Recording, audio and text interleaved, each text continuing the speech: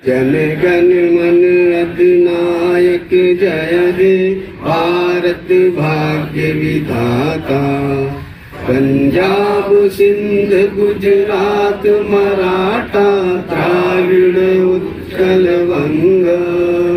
विंध्य हिमाचल यमुना गंगा उच्छल जलधि तरंग।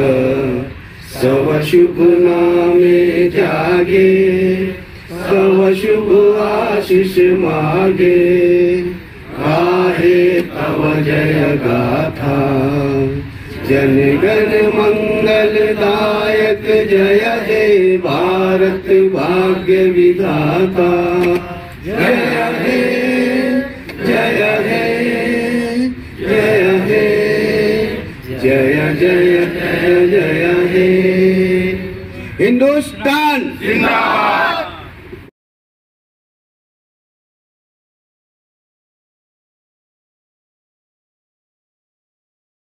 आप लोगों को मेरी जानिब से 26 जनवरी की बहुत बहुत मुबारकबाद पेश करता हूं और तमाम ही प्रेस के हमारे तमाम ही साथियों का मैं शुक्रिया अदा करता हूं और इस्तकबाल करता हूं।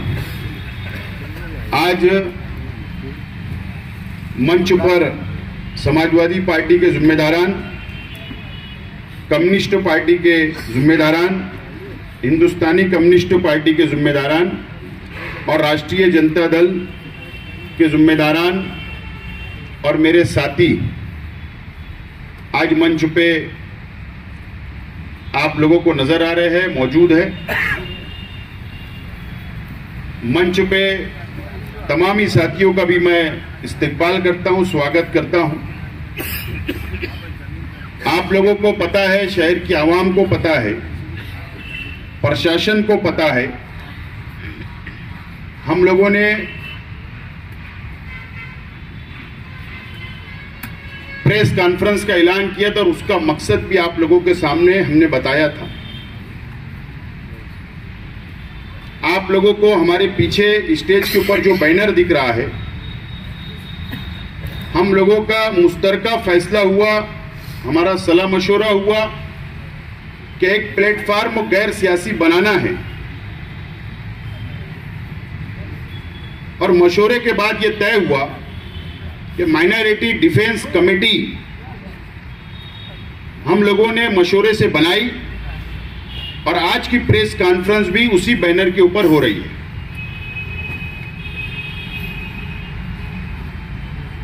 आप लोगों को पता है कि मालेगांव शहर ये मस्जिद और मीनारों का शहर है। मुसलमानों की बड़ी तादाद यहां पर रहती है और पार्लियामेंट के इलेक्शन के बाद से सरकारी पार्टी बीजेपी और फिरका परस्त पार्टियों की तरफ से मालेगांव शहर को बदनाम करने की शुरुआत की गई और आज भी बदनाम किया जा रहा है। सिर्फ मालेगांव नहीं, महाराष्ट्र में अलग अलग शहरों में अलग अलग मुस्लिम बस्तियों को बदनाम करने का काम बीजेपी की तरफ से, सरकारी पार्टी की तरफ से, फिरका परस्त पार्टियों की तरफ से किया जा रहा है। मालेगांव को सबसे पहले जो बदनाम किया गया वो वोट जिहाद के नाम पर।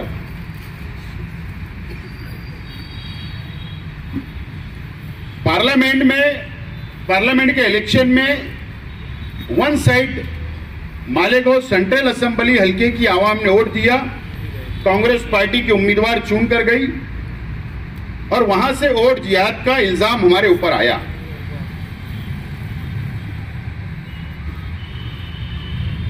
और कुछ महीने पहले किरीट सुमैया के वोट जिहाद के लिए मालेगांव शहर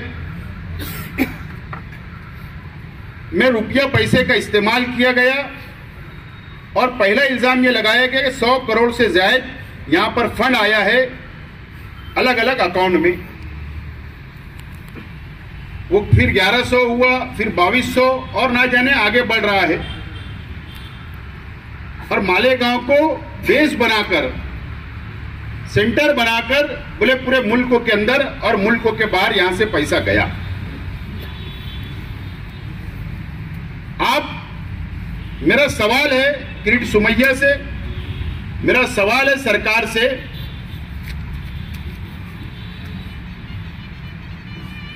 अगर 1000 करोड़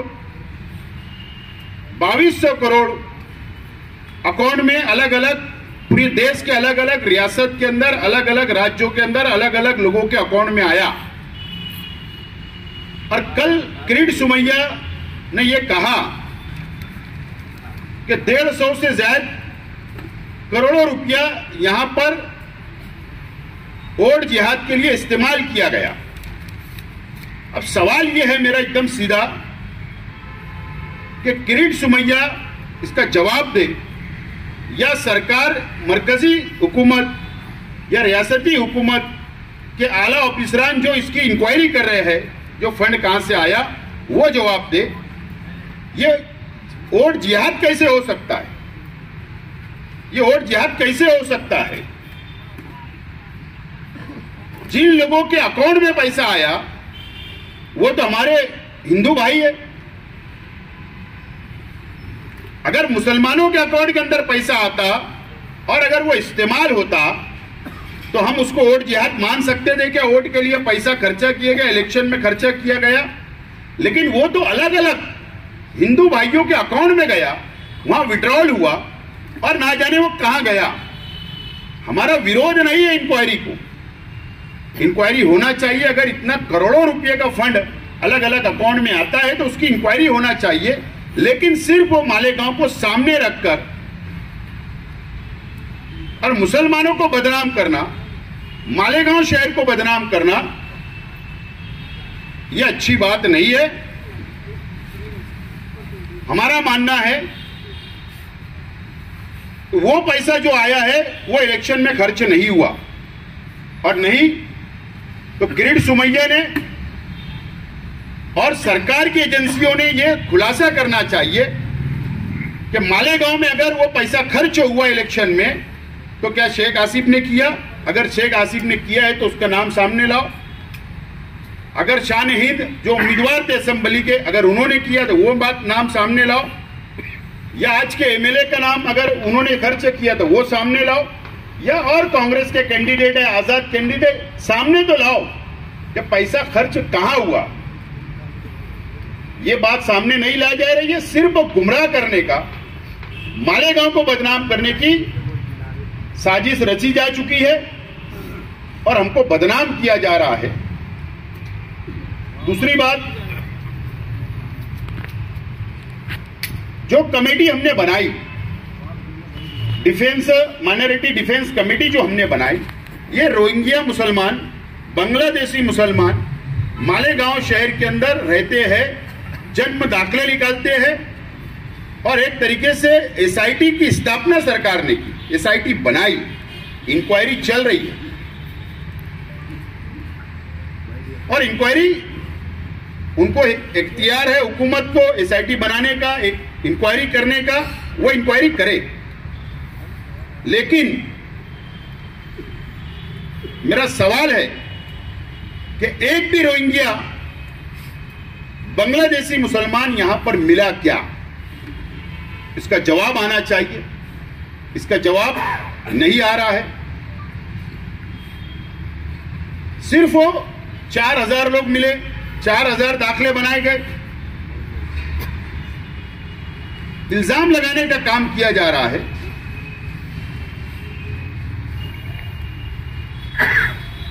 इसीलिए हम लोगों ने माइनॉरिटी डिफेंस कमेटी बनाई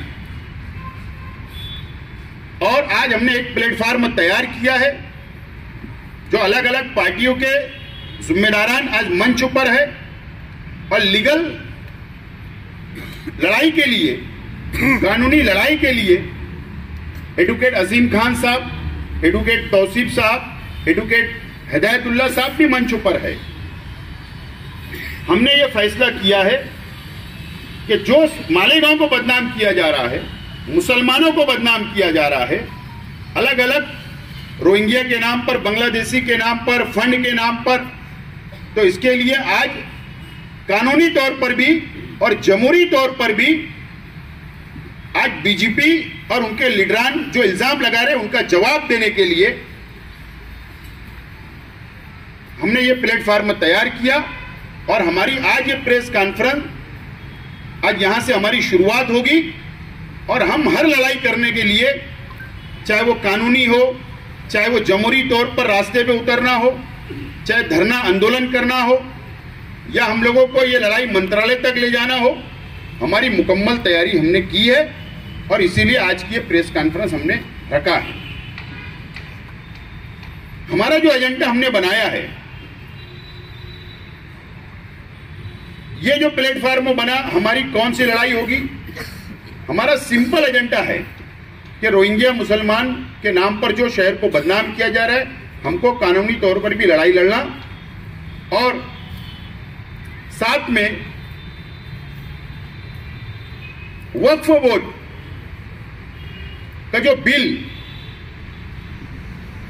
केंद्र सरकार जो बिल पेश करने वाली है पार्लियामेंट में, जो जॉइंट पार्लियामेंट कमेटी बनी, जायजा लिया गया और जायजा लेने के बाद अब यह समझ में आ रहा है कि आइंदा पार्लियामेंट के सेशन में वो बिल पेश किया जाएगा और वो लागू कर दिया जाएगा अक्सरियत की बुनियाद पर और हमारे इख्तियार छीन लिए जाएंगे। वक्फ बोर्ड के जो मेंबरान होते हैं उसके अंदर 100% अभी के कानून के मुताबिक मुसलमान ही होते हैं। जो ट्रिब्यूनल कोड चलता है उसके अंदर भी मुसलमानी जज होते हैं। ये सब इख्तियार निकालने के साथ साथ में ये तमाम इख्तियार वो कलेक्टर को देना चाहते हैं और इसके लिए हमने ये तय किया है कि वक्फ बोर्ड के लिए भी लड़ाई लड़ी जाएगी। ये हमारे दो मुतालबात है, दो एजेंडे में हमने दो, एक रोहिंग्या मुसलमान और दूसरा वक्फ बोर्ड, ये हमने शामिल किया है और ये लड़ाई गैर सियासी तौर पर इसी बैनर के नीचे इस नाम से हम लोग ये लड़ाई लड़ने के लिए हमारी तैयारी है और इसीलिए आज की प्रेस कॉन्फ्रेंस ली जा रही है। हम शहर की आवाम के साथ खड़े रहेंगे। अगर कहीं भी जबरदस्ती नजर आई, अगर जबरदस्ती केसेस बनाए जाएंगे, जबरदस्ती बदनाम किया जाएगा, फंसाने की कोशिश की जाएगी, तो हम लोग शहर की आवाम के साथ खड़े रहेंगे और जमहूरी तौर पर रास्ते पर भी उतरना पड़े तो उतरेंगे और कानूनी लड़ाई भी लड़ना पड़ेगा तो हम लोग लड़ेंगे। ये बात का फैसला हमने किया है और इसीलिए आज की प्रेस कॉन्फ्रेंस बुलाई गई है। आज की press conference minority defence committee की तरफ से रखी गई है। आपके सामने अभी आसिफ भाई ने डिटेल से बात रखी। हमारा मकसद इस कमेटी को बनाने का ये है कि जिस तरीके से मालेगांव शहर की बदनामी हो रही है, ये मुस्तकबिल में इस शहर के लिए अच्छा नहीं रहेगा। हमारे यहाँ 2006 को बम ब्लास्ट हुआ, उसके बाद मालेगांव के ही लोगों को गिरफ्तार किया गया और मालेगांव की बदनामी मुसलसल होती रही।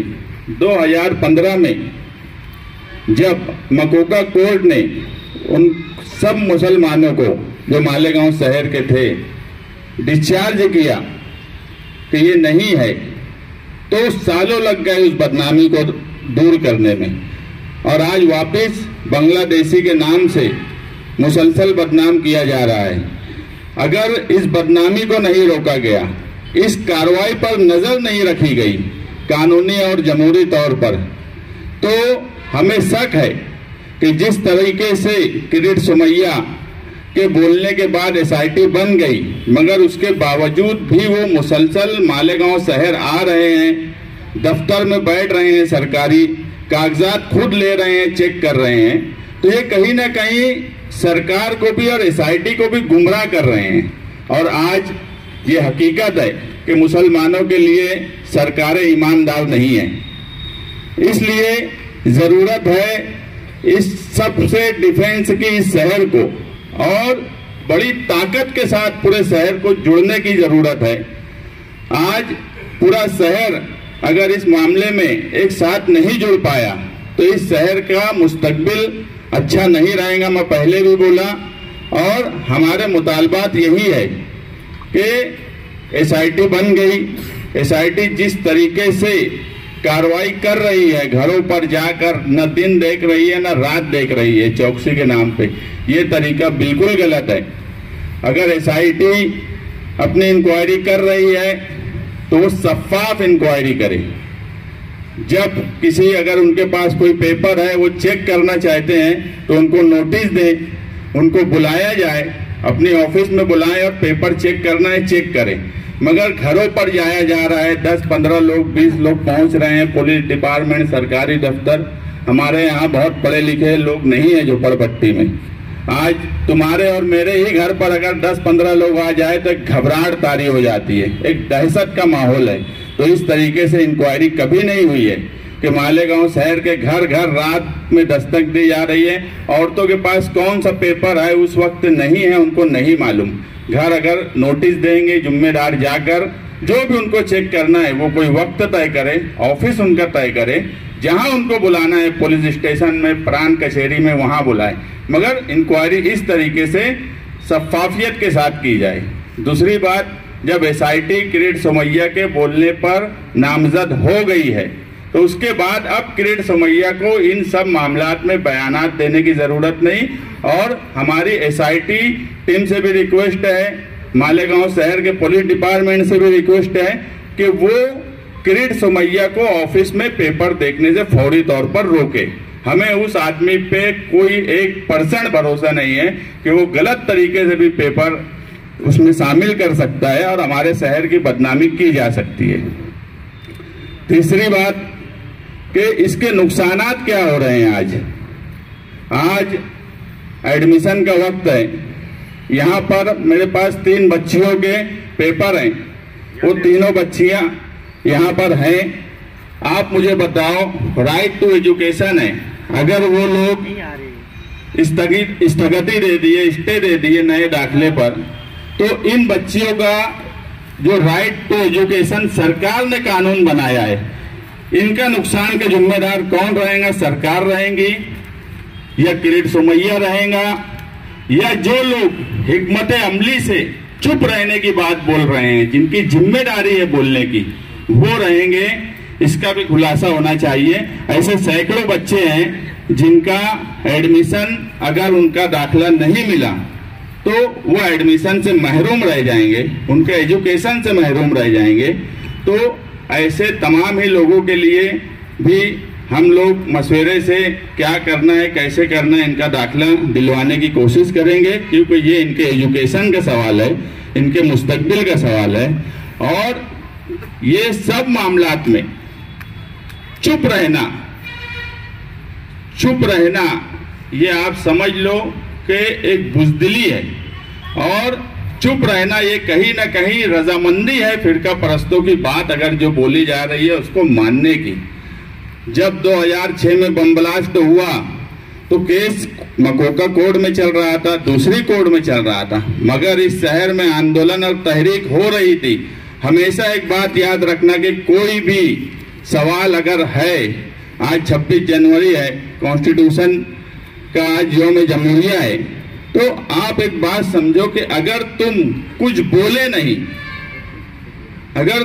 बोले नहीं तो उसका मतलब भी ये निकाला जाएगा कि ये लोग कहीं ना कहीं इसमें शामिल हैं।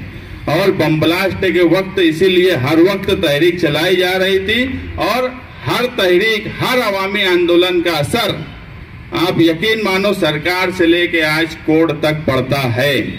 अगर आप आंदोलन और तहरीक नहीं चलाएंगे तो आप ये बात मान लो कि आप ये मानते हो कि ये सब जो हो रहा है ये सही है। बस हमारा यही बोलना है कि जो डिफेंस कमेटी बनी है, मालेगांव शहरियान को इसके साथ जुड़ना चाहिए।